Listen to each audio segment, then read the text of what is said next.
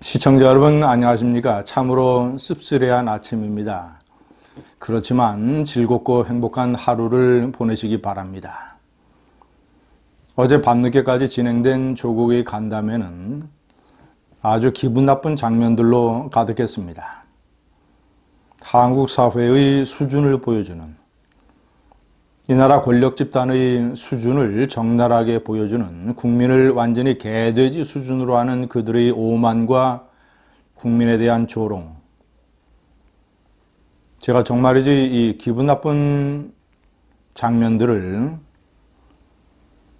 이 권력 집단의 추악한 실상을 우리가 기억하기 위해서 다시 한번 말씀드리겠습니다. 첫 번째, 여당이 완전히 의전팀으로 전락을 했습니다. 조국은 일개 시민의 신분입니다.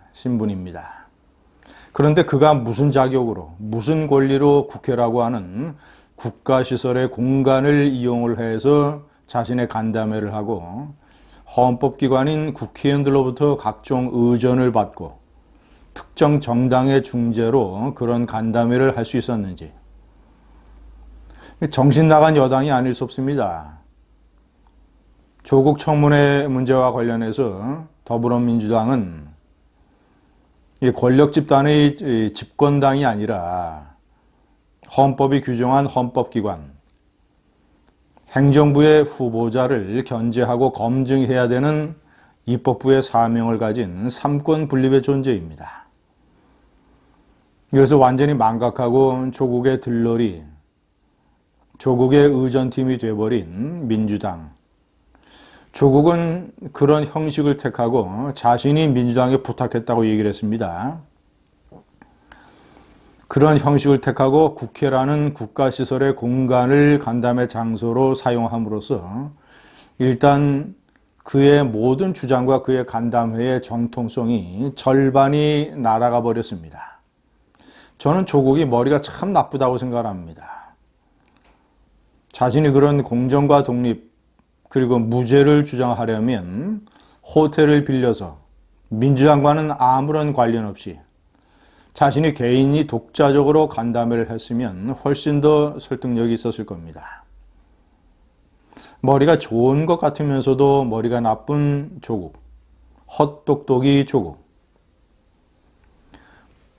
시청자 여러분, 두 번째, 홍익표 수석대변인이 사회를 봤습니다. 참 기가 막힌 일입니다. 재선 의원이. 홍익표는 박근혜 대통령 시절에 박근혜 대통령 아버지 박정희 대통령을 귀태라고 표현을 했습니다. 태어나서는 안 될 존재.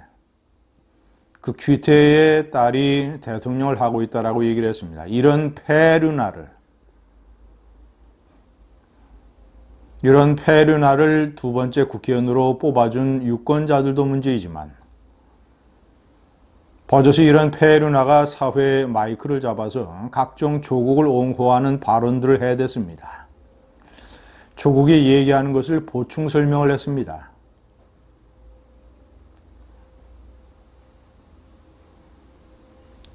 사법고시를 패스하지 않은 사람이 어떻게 법무부 장관이 될 수 있느냐. 이게 참 그 ABC도 모르는 어떤 기자의 질문. 이것도 질문이라고 해서 조국의 반박을 바로 받아서 언론의 수준 낮음만 증명을 했습니다. 그런데 조국이 박상기 법무장관의 케이스를 보면 아시지 않느냐라고 단칼에 잘라 말했는데 이것을 홍익표가 또 보충 설명을 해줬습니다.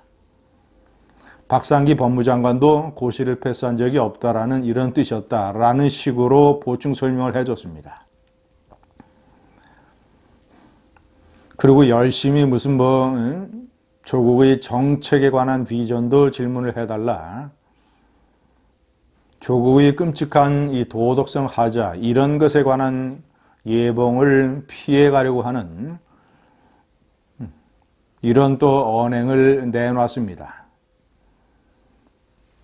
세 번째, 조국의 환상적인 궤변.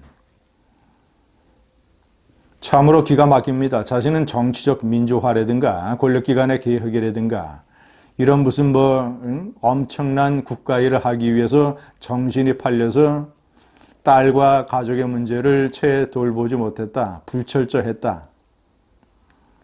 참으로 이상한 가족입니다. 딸이 한 학기에 400만 원이라고 하는 거금의 장학금을 받는데 400만 원을 2번 그리고 6학기에 걸쳐서 200만 원씩 1200만 원 이런 장학금을 2000만 원의 장학금 일반 대학생들이 알바를 하려면 하루에 4시간씩 600일을 해야 되는 이런 거금의 장학금을 받는데 아버지가 몰랐다고 합니다.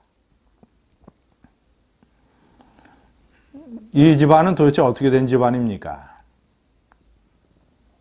그리고 딸이 학회지에 게재되는 아주 권위 있는 논문의 제1저자로 등재되는 사실이 아버지도 몰랐다고 합니다. 자, 조국은 자신이 그 공산주의 혁명, 이 산업의 활동을 한 것을 우리 사회의 경제민주화를 위한 것이라고 얘기한 적이 있습니다. 그리고 이제는 자신이 우리 한국 사회의 정치적 민주화를 위해서 자신이 그처럼 태산 같은 하자와 도덕적 결함을 가지고 있음에도 불구하고 자신이 우리 사회의 정치적 민주화를 위해서 권력기관 개편을 위해서 법무장관을 해야 한다고 주장하고 있습니다. 그가 얘기하는 권력기관의 개편이라고 하는 것은 국정원에서 이 공산주의자들을 잡아들이고 검거하는 이런 대공수사권을 폐지한 것입니다.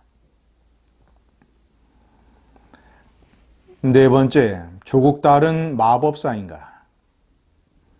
참으로 기가 막힌 장면들입니다. 조국 딸은 자신이 모르는 사이에 자신이 신청도 하지 않았는데 신청한 다른 학생들은 다 떨어지고 한 학기에 400만 원씩 2학기에 800만 원 장학금이 하늘에서 뚝 떨어졌습니다.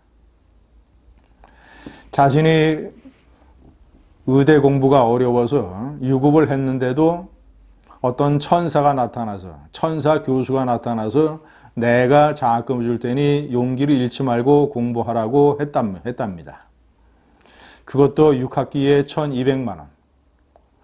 그 돈은 20여 명의 학생들이 나눠서 장학금을 받을 수 있는 돈이었습니다. 자신이 인턴을 한 것뿐인데 하늘에서 또 어떤 천사가 나타나서 엄청난 논문의 제1저자로 이름을 올려줬습니다. 그것을 자신은 버젓이 고려대학교에 들어가는 입학신청서에 자기소개서에 버젓이 썼습니다.